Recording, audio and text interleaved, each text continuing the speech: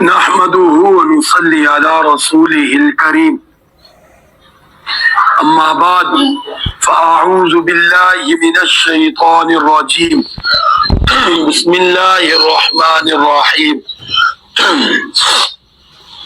إنا فتحنا لك فتحا مبينا ليغفر لك الله ما تقدم من ذنبك وما تأخر ويتم نعمته عليك ويهديك صراطا مستقيما وينصرك الله نصرا عزيزا صدق الله العظيم. درود شریف پر اللهم صل على محمد وعلى آل محمد كما صليت على إبراهيم وعلى آل إبراهيم إنك حميد مجيد. اللهم بارك على محمد وعلى آل محمد كما باركت على إبراهيم وعلى آل إبراهيم إنك حميد مجيد. 26واں پارہ سورۃ فتح، پہلا رکوع اور اس کی پہلی 3 آیات مبارکہ تلاوت کی گئی ہیں.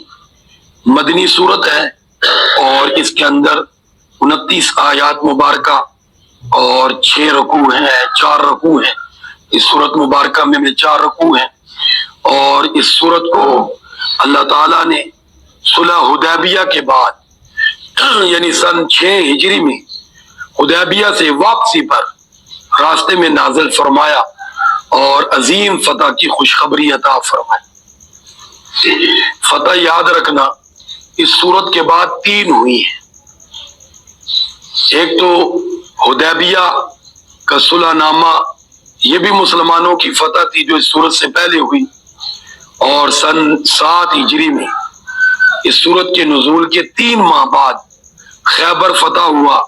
یہ بھی بہت بڑی فتح تھی مسلمانوں کی. یہودیوں کی سازشیں ختم ہوئی اور پھر 8 ہجری میں مکہ فتح ہوا. ہم مفسرین کرام فرماتے ہیں کہ یہاں بڑی فتح کون سی ہے؟ بعض نے مکہ بھی کہا، لیکن فرمایا یہ حدیبیہ کی صلح نامہ، حدیبیہ کو صلح نامہ خود بھی ایک بہت بڑی فتح تھی. اس میں تقریباً 10 شرائط تھی جو ساری کی ساری یک طرفہ تھی. کیا تھی بولو؟ یک طرفہ. حضور آقا صلی اللہ علیہ وسلم نے حدیبیہ سے پہلے یعنی مکہ 5 ہجری میں یہ جنگ احزاب بھی ہوئی، بدر، احد، یہ بہت سے مارکے ہوئے، تو شکست کھائی تھی مکہ والوں نے اور ظاہری بات ان کو بھی بڑا غصہ تھا. اور پھر پیارے آقا صلی اللہ علیہ وسلم نے خواب میں دیکھا کہ ہم بیت اللہ کا طواف کر رہے ہیں. اب اللہ تعالیٰ نے یہاں یہ تو تعین نہیں فرمایا تھا کہ آپ اسی سال کر رہے ہیں، لیکن حضور آقا صلی اللہ علیہ وسلم نے سمجھا کہ اسی سال تقریباً 1500 صحابہ کرام کو لے کر حضور آقا صلی اللہ علیہ وسلم مکہ کی طرف چلے. اعلان فرمایا تھا تو بہت سے منافق اس وقت بھی پیچھے رہ گئے جان بوجھ کے. انہوں نے کہا اب یہ تو مرنے جا رہے ہیں. کدھر جا رہے ہیں؟ مرنے کے لیے جا رہے ہیں. مکہ جا رہے ہیں، مکہ والے ان کو چھوڑیں گے نہیں. یہ عمرہ کیا کریں گے؟ وہ تو ان کو ختم کر دیں گے. اس لیے انہوں نے کہا ہم نہیں جاتے. عذر کر دیے، بہانے کر دیے. یہ یاد رکھنا منافق زبان سے یہ جملے نہیں بولتے تھے، بہانے کرتے. ہاں جی. تو بہرحال وہ پیچھے رہ گئے اور حدیبیہ آج کل شمسیہ کے نام سے وہ جگہ مشہور ہے، اس کو کیا کہتے تھے؟ حدیبیہ. وہاں پیارے آقا صلی اللہ علیہ وسلم پہنچے. تو یاد رکھنا کچھ اشارات آپ صلی اللہ علیہ وسلم کو ہو گئے تھے کہ آگے نہ جائیں، پہلے اپنا قاصد بھیج کر مکہ والوں سے پوچھ لیں. مکہ کے جو کافر تھے یاد رکھنا بڑے سے بڑے دشمن کو بھی وہ بیت اللہ کے طواف سے نہیں روکتے تھے. یہ ان کی ایک اخلاقی خوبی تھی. بڑے سے بڑا بھی دشمن ہوتا، جب وہ مکہ میں صرف طواف کے لیے آنا چاہتا، لڑائی جھگڑا مقصود نہ ہوتا، وہ کہتے آؤ، اس سے کوئی پابندی نہیں. لیکن اس موقع پہ مسلمانوں کو انہوں نے روک دیا. اسلام دشمنی ان کے دل کے اندر اللہ معاف کرے ایسی تھی کہ انہوں نے یہ اپنا اصول بھی توڑ دیا. حضور آقا صلی اللہ علیہ وسلم کی جو اونٹنی مبارک تھی جس پر حضور سوار تھے، حدیبیہ کے مقام پر پہنچ کر آگے نہیں چل رہی تھی، جس سے پاک پیغمبر صلی اللہ علیہ وسلم سمجھ گئے کہ اب آگے جانا اس کو اللہ تعالیٰ کی طرف سے حکم نہیں ہے، اللہ تعالیٰ کی طرف سے حکم نہیں، اس لیے اونٹنی وہیں روک گیا، جس سے آپ صلی اللہ علیہ وسلم نے بھی ارادہ کیا کر لیا، بدل لیا، کیونکہ لگتا ہے اللہ کی طرف سے اجازت نہیں ہے۔ عثمان کو بھیجا تھا کہ جا کر مکہ والوں سے پوچھیں، تو انہوں نے کہا کہ ہرگز اجازت نہیں، بالکل اجازت نہیں، اور کہا آپ کر سکتے ہو عمرہ۔ تو عثمان رضی اللہ تعالیٰ نے ان کو فرمایا کہ میں حضور کے بغیر عمرہ نہیں کروں گا، پاک پیغمبر صلی اللہ علیہ وسلم کے ساتھ آیا ہوں، حضور کے ساتھ ہی عمرہ کروں گا۔ انہوں نے کہا ان کو بالکل اجازت ہے، وہ مکہ میں نہیں داخل ہو سکتے۔ بہرحال افواہ پھیل گئی کہ حضرت عثمان کو انہوں نے کیا کر دیا، شہید کر دیا۔ دیکھو ہمارا عقیدہ ہے عالم الغیب کون ہے، بولو، جس کا ہے وہ بولے، جس کا نہیں ہے اس کی اپنی مرضی، اللہ کی ذات ہے۔ حضور آقا صلی اللہ علیہ وسلم نے بھی سمجھا کہ شہید ہو گئے۔ جب لوگوں میں بات مشہور ہوئی، حضور آقا صلی اللہ علیہ وسلم نے بھی یہی سمجھا، بھائی لوگ ٹھیک کہہ رہے ہوں۔ تو اب دیکھو اگر حضور غیب جانتے ہوتے تو حضور اس موقع پہ ضرور فرماتے نہیں، آپ کی غلط فہمی ہے، عثمان شہید نہیں ہوئے۔ حالانکہ عثمان تو وہاں بطور مہمان تھے، وہ بڑا اکرام کر رہے تھے، مکہ والے کیا کر رہے تھے یہ بھی آپ ذہن میں رکھیں، کوئی قید بھی نہیں تھے، کوئی کسی نے ہاتھ بھی نہیں اٹھایا عثمان پر، کیونکہ عثمان تو ان کے کردار بڑا شاندار تھا، ماضی بھی شاندار تھا، حال بھی کیا تھا، شاندار۔ تو اس لیے حضرت عثمان رضی اللہ عنہ کو تو میں نے جیسے عرض کیا، کہا جی آپ جو مرضی کریں، آپ مکہ میں آگے، آپ کے لیے کوئی پابندی نہیں، حالانکہ یہ بھی مسلمان ہے، صحابی رسول ہے، حضور کے داماد ہے، حضور کے کیا بولو بھائی، ہاں جی۔ تو بہرحال حضور آقا صلی اللہ علیہ وسلم نے اپنا ہاتھ آگے بڑھا دیا، فرمایا کہ میرے ہاتھ پہ موت کی بیعت کرو، ہم اگرچہ خالی ہاتھ ہیں لیکن ہم یوں عثمان کو تنہا چھوڑ کر نہیں جائیں گے کہ کافروں نے مار دیا تو چلو ہم واپس جاتے ہیں، ہم عثمان کے خون کا بدلہ لیں گے۔ حضور نے کیا فرمایا بتاؤ، ادھر عثمان تو بالکل ٹھیک ہے، ادھر حضور آقا صلی اللہ علیہ وسلم بیعت فرما رہے، اس کو بیعت رضوان کہتے ہیں، قرآن میں موجود ہے، سارے صحابہ کرام نے موت کی بیعت کی۔ اچھا یہاں بھی ایک منافق تھا، وہ اس وقت دائیں بائیں ہو گیا، بیچ میں ایک تھا جس کے بارے میں سرخ اونٹ والا فرمایا تھا، وہ اپنے اونٹ کے چکر میں جب بہانا نہیں لگاتے، اب جیسے درد میں کسی نے فون نکال کے کان سے لگا لے گا، ہاں جی، تو وہ اونٹ کے چکروں میں دائیں بائیں ہو گیا، ہاں جی۔ تو باقی سارے صحابہ، کیونکہ وہ ایک تھا منافق تھا، وہ دائیں بائیں ہو گیا، باقی ساروں نے موت کی بیعت کی، مر جائیں گے عثمان کے خون کا بدلہ لے کر جائیں گے۔ اب عثمان کیا ہے، تو یہ ذرا آپ بھی سوچیں، ان بھائیوں سے بھی پوچھیں، تو پھر یہ کیا ہے؟ اگر بقول تمہارے آپ صلی اللہ علیہ وسلم سب کچھ جانتے ہیں، پھر یہ تو مذاق ہے، یہ تو صحابہ کے ساتھ کیا بولو بھائی، ہاں جی، یہ تو غم کا موقع ہے، تو بتانا چاہیے بھائی غم کیوں کر رہے ہو، وہ تو حیات ہے، جب حضور خود پریشان ہے، اور پھر اپنے ہاتھ کو پھر اوپر عثمان کا ہاتھ فرمایا، یا عثمان بھی سمجھو بیعت میں کیا ہے، شریک۔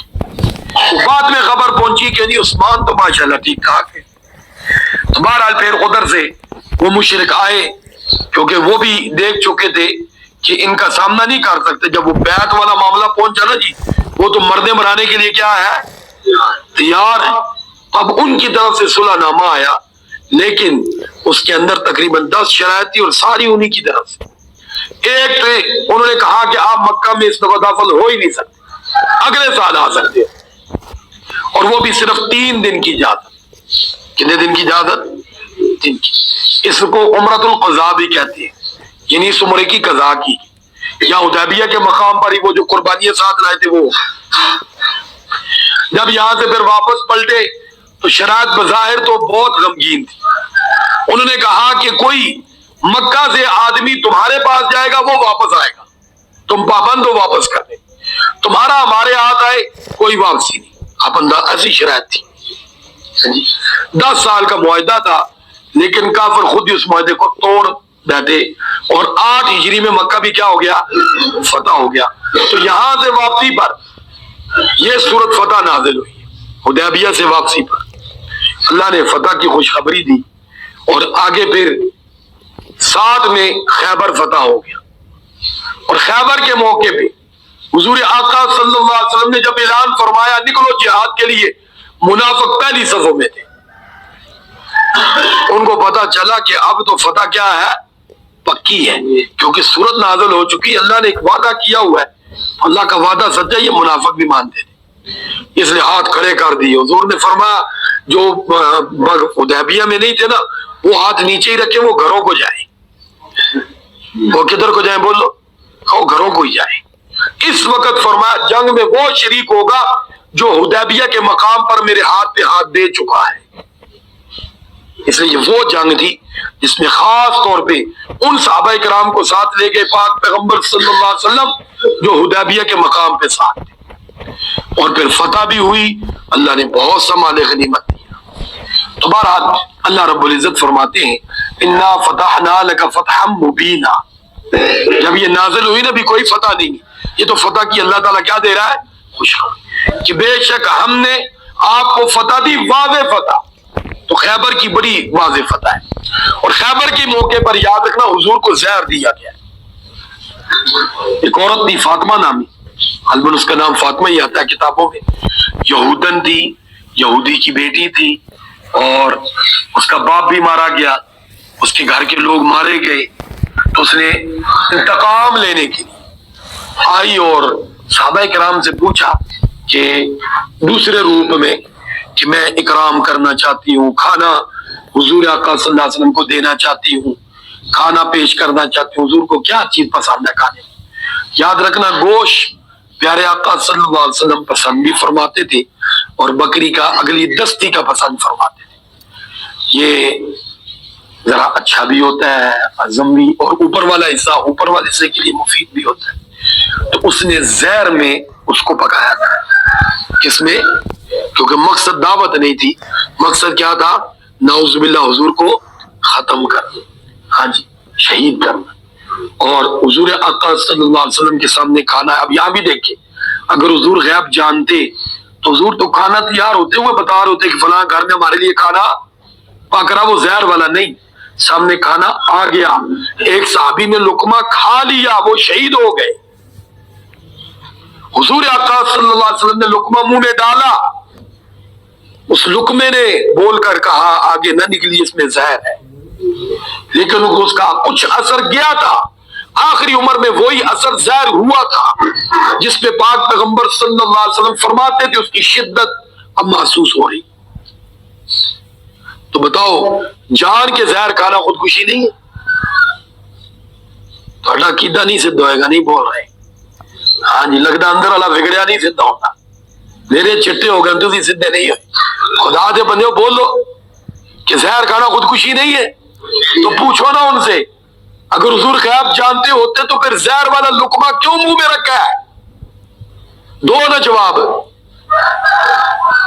کیوں رکھا ہے؟ سمجھ آ رہی ہے آپ کو بات؟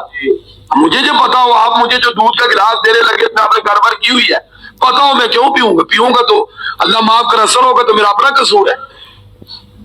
تو ان سے پوچھی کتنے واقعات ہیں وہاں، پتہ کیا بولتے اللہ کہتے اللہ نے اس وقت واپس لے لیا تھا. یار یہ تو مذاق ہے. اس وقت تو ضرورت تھی، بولو اس وقت تو اس وقت اللہ نے واپس لے لیا. حضرت عائشہ پر تہمت لگی، ہم پوچھتے ہیں اس وقت کہتے اس وقت اللہ نے غیب واپس لے لیا. تہاڈی عقل ماری گئی. اس وقت تو غیب کی ضرورت ہے. گھر والوں پہ تہمت لگ گئی، عزت داؤ پہ لگ گئی، تسی کہتے واپس لے لی. بولو بھائی، آپ کی چیز کی ضرورت ہو، ضرورت کے وقت واپس لے لے، پھر آپ کو دے دے، کمال ہے یار. اور اللہ کی شان، وہ تو چیز لے کے واپس ہی لیتے. ایسے نعوذ باللہ کوئی مرزا ہی کہے گا اللہ نے نبوت بھی واپس لے لی تھی، مرزا قادیانی کو دے دی، کیا جواب دو گی؟ بولو نا. ایسے اگر مرزائی کے وہ جو کہتے ہیں کہ نعوذ باللہ حضور ہی کے روپ میں دوبارہ واپس آئے، مرزائی ہی تو کہتے ہیں. اگر وہ بدبخت مرزائی کہے کہ اللہ سے تو حضور نے نبوت بھی لے لی تھی، دوبارہ مرزا کو دے دی تھی، کیا جواب دو گے جب تم کو کہ غیب واپس لے لیا تھا؟ تو اللہ نے غیب دیا ہی نہیں بھائی، وہ تو اس نے غیب اپنے پاس ہی رکھا. کس نے بولو؟ اور وہ غیب غیب ہی نہیں رہتا جو کسی کے بتلانے سے پتا چلے. ہم یہی تو کہتے ہیں کہ اللہ نے وحی کے ذریعے بتلایا. جب اللہ نبی کو وحی کے ذریعے بتلائے اس کو غیب نہیں کہتے، وہ ہمارے لیے غیب تھا. نبی کو تو اللہ نے وحی کے ذریعے بتلایا. غیب اس کو کہتے ہیں جو بغیر کسی کے بتلائے پتا چلے، وہ صرف خدا کو پتا، کسی اور کو نہیں پتا. وہ اللہ کی ذات ہے، اس کو بتلانے کی کسی کو ضرورت ہے؟ تو نبیوں کو جو ملتا وحی کے ذریعے ملتا ہے. تو وحی کے ذریعے جب کوئی بتائے تو وہ غیب نہیں ہوتا. تو بہرحال یا خیبر کے موقع پہ زہر بھی دیا ہے، اس کو بھی آپ نے ذہن میں ملنگا تنوی سمجھ آ رہی ہے. انا فتحنا لک فتحا مبینا، کہ بے شک ہم نے فتح دی آپ کو کلی فتح.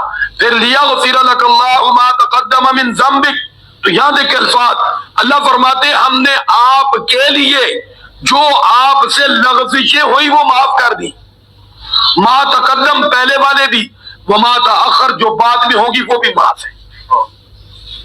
اب یہاں مانا لغزش کرنا گناہ نہیں کرنا، یہ بات آپ نے ذہن میں رکھی. پھر یہاں آپ نے دوسری بات ذہن میں رکھی، امام شاہ ولی اللہ محدث دہلوی رحمۃ اللہ علیہ کی ہمارا عقیدہ نبی معصوم ہے اور حضور تو معصوموں کے امام ہے. تو پھر لغزشوں کا معنی کیا ہے؟ عرض کیا تھا حضور کی دو حیثیتیں ہیں. بحیثیت نبی حضور معصوم ہے، بحیثیت امیر وہ میری اور آپ کی لغزشیں بھی وہ بنسبت حضور کی طرف بھی جاتی ہے. بحیثیت کیا ہے؟ امیر. جس طرح وہ سربراہ جو ہوتا ہے غلطی ورکر کرتا ہے لیکن پوچھ کس سے ہوتی ہے؟ سارے بولو، اس سے کیوں ہوتی ہے؟ پر تو نے ان کی تربیت نہیں کی، ان کو سمجھایا نہیں، ان کی دیکھ بھال نہیں کی، ان کی نگرانی نہیں کی. تو یہ جو صحابہ کرام سے لغزشیں ہوتی تھی نا اس پر پریشان حضور بھی ہوتے تھے. جس طرح میں نے آپ کو عرض کیا تھا کہ خالد بن ولید کے ہاتھوں ایک مسلمان شہید ہو گئی. اب غلط فہمی تھی، جانتی ظاہری بات ہے. جب پیارے آقا صلی اللہ علیہ وسلم کو پتہ چلا حضور نے یوں ہاتھ اٹھا کے فرمایا خالد بن ولید میرا اس سے کوئی تعلق نہیں. یہ کیوں فرمایا؟ بھائی امیر تو حضور ہی تھے، لیکن فرمایا خالد میں نے یہ کوئی تعلیم نہیں تم لوگوں کو دی. میری تعلیم یہ ہے جو زبان سے کہے لا الہ بس تم چھوڑ دو، وہ مسلمان ہے. اندر سے کیا ہے وہ ہمارا معاملہ نہیں ہے، وہ اس کا اور اللہ کا، کیونکہ دل کے علیم بذات صدور. فرمایا میں نہیں ہوں، کون ہے؟ اللہ ہے.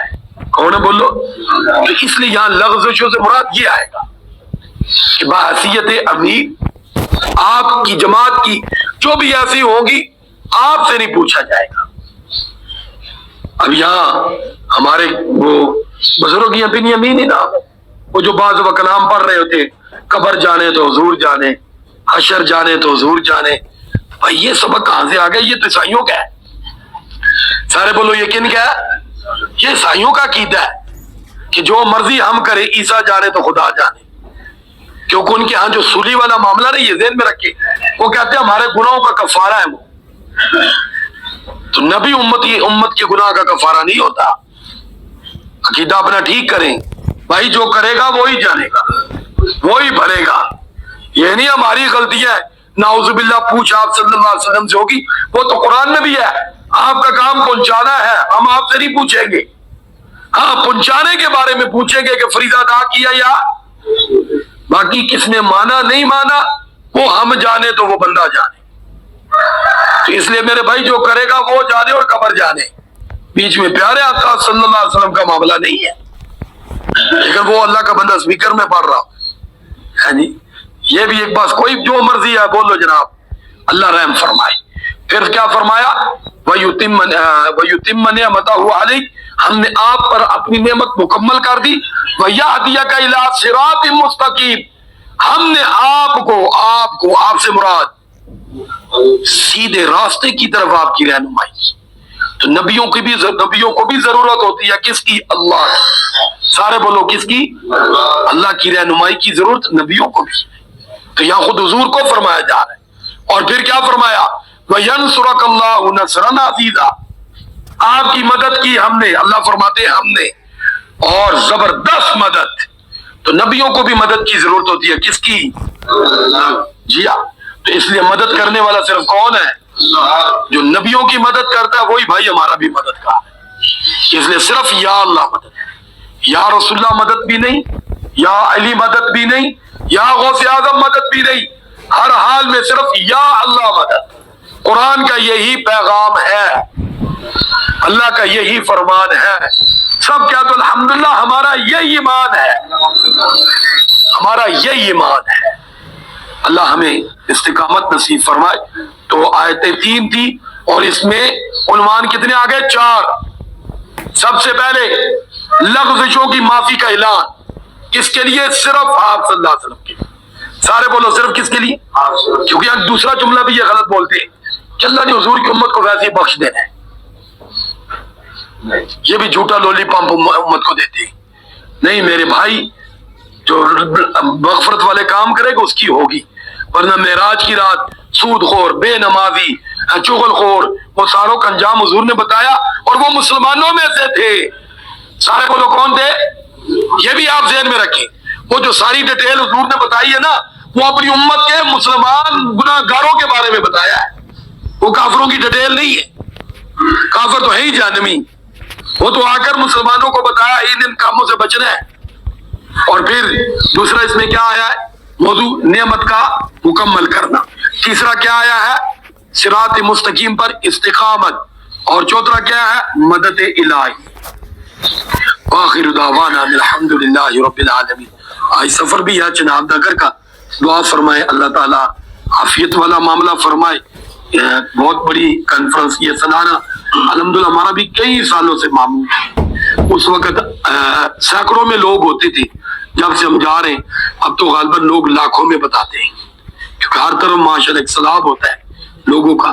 وہاں مسلمان کا قدم رکھنا مشکل تھا، الحمدللہ ہمارے اکابر نے وہاں مسلم کالونی کے نام پر باقاعدہ کالونی چناب نگر یعنی ربوہ میں بنائی ہے، اور اب وہاں ماشاءاللہ مسلمان ہیں، ان کے ساتھ گھروں میں گھر ہیں، اور وہاں الحمدللہ سالانہ کانفرنس پہ حاضری ہوتی ہے۔